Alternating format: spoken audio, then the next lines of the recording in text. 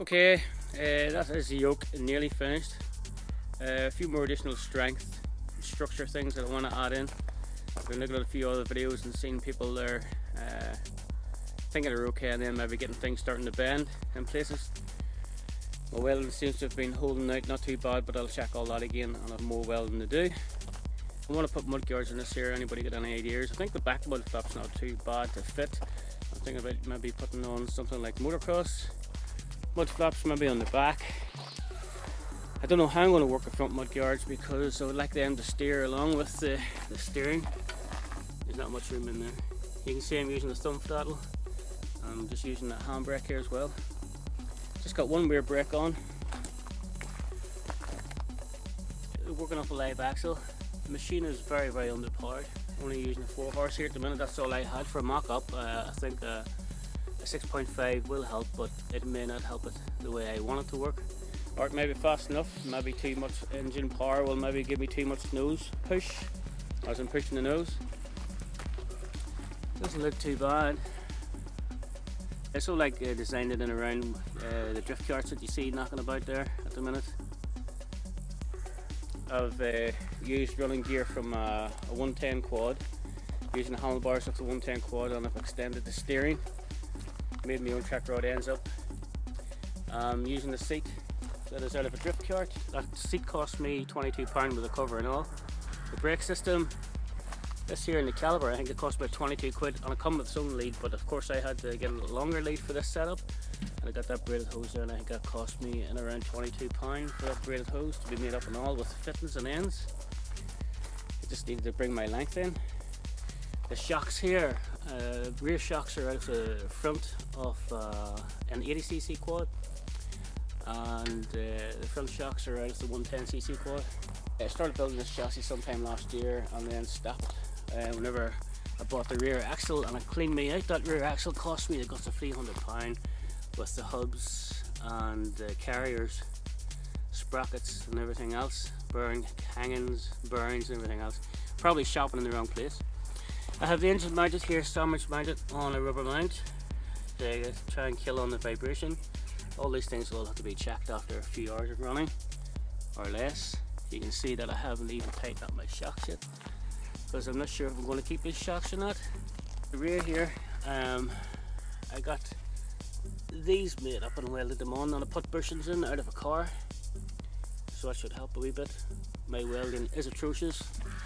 I don't know why it's my welder or me. They say you shouldn't blame your tools, but my welder's very temperamental. One day it'll work well and the other day it won't. The steering here, you can see I have done it. I've used part of the quad here as well, where I cut this piece off the quad and then I made my own plate to go along here.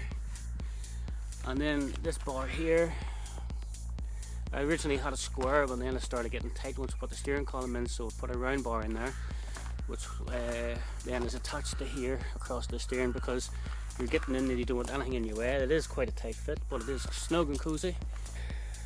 I have another idea that I want to do with the nose here, to finish off the nose. I don't know why it'll work out or not. Still at the same time trying to keep the weight down. I've used the A-arms out of the 110cc quad. Hopefully they'll hold out. If they don't hold out, I'll just have to make up my own. I want to do a wee bit more strength around here, I think. Let's see what I will do there. This is just a temporary foot plate I have in here. I will put some sort of foot plate in. I don't know if I'll make a floor under or not. I don't know if I need it or not. Definitely need mud guards on here. This here is maybe going to be taken off, we'll see. I don't want to cut too much stuff off to see what I need. Should be handy enough putting the rear mud flaps on, as I say, but the front ones are going to be a bit of an issue. I had all sorts of different ideas in my head what way I was going to make a kart, and with the money the way it is and everything else, I don't have pipe benders or nothing like that. I'm very limited to what tools I have. This is very easy setup to put together. I originally had this all heavier steel, and then I changed it to a lighter steel. I think I was using 40x40 box section, and now I've changed it to 30x30.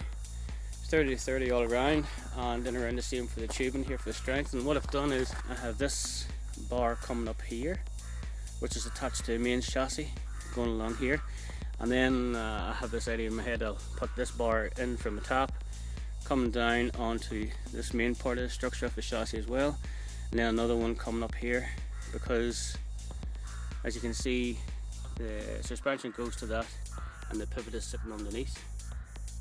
Originally I was going to put a 110 motorbike engine in this, but it was sitting too far forward and making the cart too long, longer than I wished. It was coming in here. I may be able to change it or do something with it, you know, now to see it in this form, because I had different ideas at other times. So, you know, you make this stuff up as you go along, and you come up with the ideas as you go along. There's nothing wrote out. Nobody's flew me some plans and said, there you go. So, there you go, there you have it. So it's still not finished yet. It's going to be painted, some more strength put into it, and keep an eye on it and just see if there's any other way to improve it. But it is very underpowered at the minute. On the level it's not too bad. On downhill it goes not too bad, but I think it just needs a wee bit more puff, maybe about a 6.5 or a 9, and see how it goes from there. That's me finished slabbering over it.